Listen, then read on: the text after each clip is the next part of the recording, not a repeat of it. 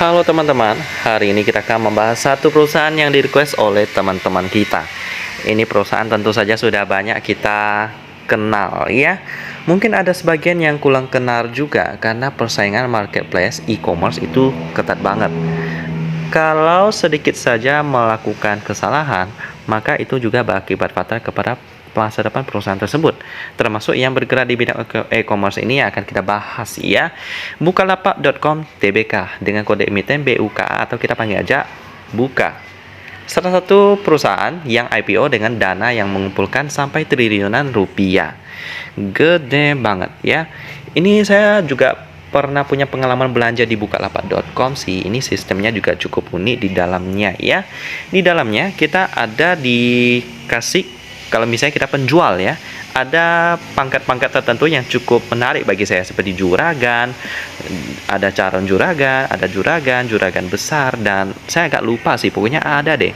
Itu dihitung dari jumlah transaksi yang dilakukan oleh penjual.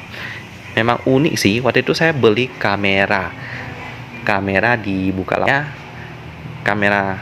Dan untuk sekarang sih saya kebanyakan untuk belanja sih udah jarang di Bukalapak sih ya, tapi pernah belanja di sini ya. Kita coba bahas dari sejarahnya terlebih dahulu.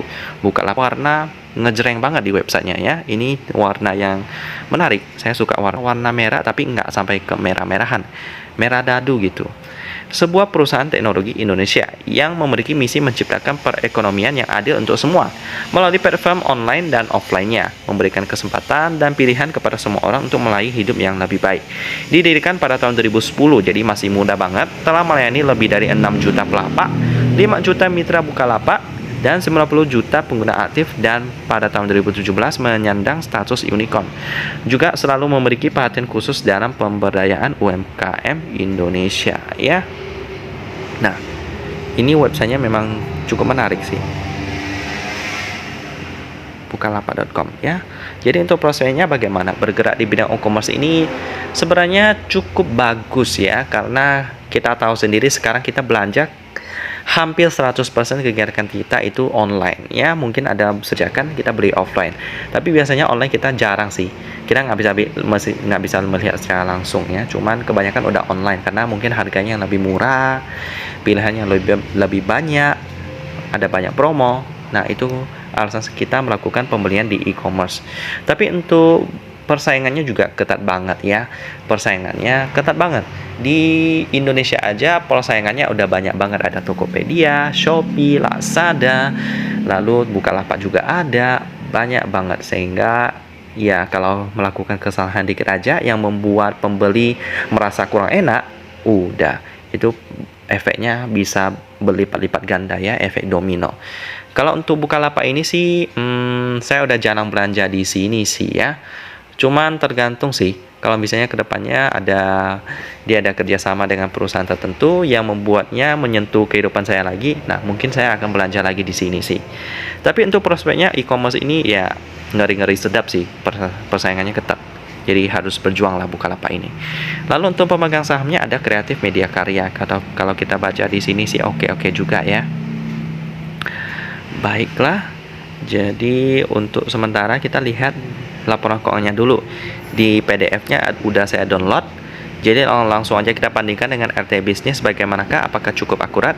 Kita langsung pindah ke laporan keuangan mereka dan LTI Bisnis.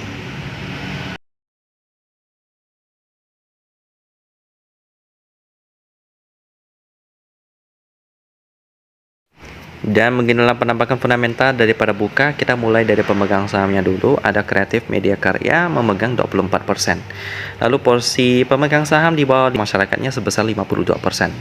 Ini kabar buruk sih, karena kalau porsi publik sebanyak ini sih, ini kayak apa ya, saham pengendalinya kecil, itu berarti pengendalinya mulai meninggalkan perusahaan ini.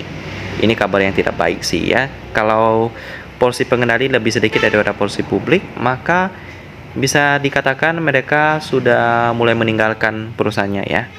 Nah, itu sih kesannya yang saya dapat kalau misalnya posisi publik lebih dari 50%. Jadi untuk sekarang kita lihat, cek dulu fundamentalnya. Net profitnya 8,59 triliun rupiah.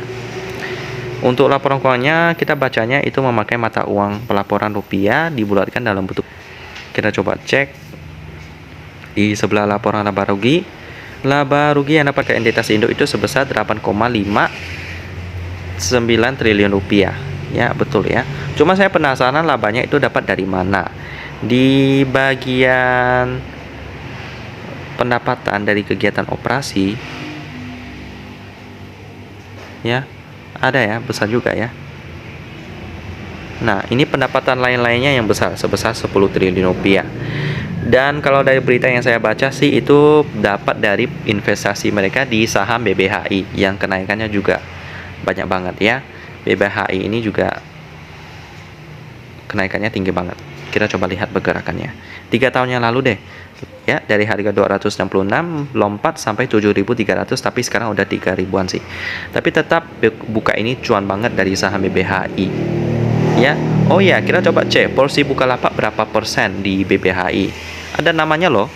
Yep, 11%. Banyak banget ya. Jadi seharusnya Bukalapak ini kegiatan yang mendapatkan pendapatan sebesar itu dari kegiatan investasi mereka ya. Ya, ini sih kurang baik sebenarnya, karena kalau di bagian itunya yang lebih besar, maka itu agak berisiko karena saham itu turun naiknya juga cukup drastis. Hasil per dari prabuka ini 1,91 kali. Bagus. Lalu di bidang likuiditinya kurang rasionya 20 kali lipat atau 2085%. Ini bagus banget sih. Aset lancarnya gede ya. Aset lancarnya 30 triliun.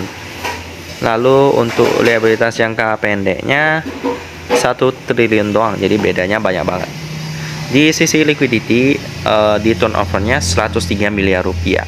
Wow, sangat liquid ya. Cuman buka ini ada satu sektor yang membuat saya kurang suka, yakni di bagian pemegang sahamnya sih.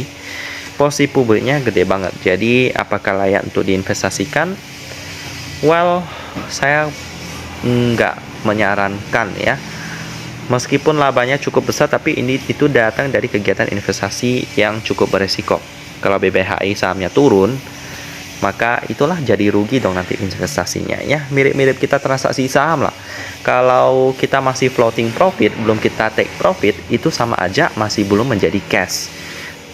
Termasuk kasus buka ini ya. Jadi nggak terlalu disarankan deh. Jadi gitu aja. Apakah ada referensi pengganti buka yang bergerak di bidang e-commerce? Sebenarnya belum ada ya. Di dalam watchlist saya itu kebanyakan bisnisnya masih bisnis yang masih konvensional ya, yang biasa-biasa aja, belum terlalu teknologi. Paling yang di bidang consumer good banyak ya, LIA juga, TAPJI juga ada. Lihat aja video rekomendasi saya ya di stok, di review saham bulan Agustus tahun 2022 itu listnya lah. Jadi kita aja saya tutup untuk pembahasan tentang buka ini ya. Bukalapak, salah satu e-commerce di Indonesia yang cukup terkenal. Dan kita ketemu lagi di video selanjutnya.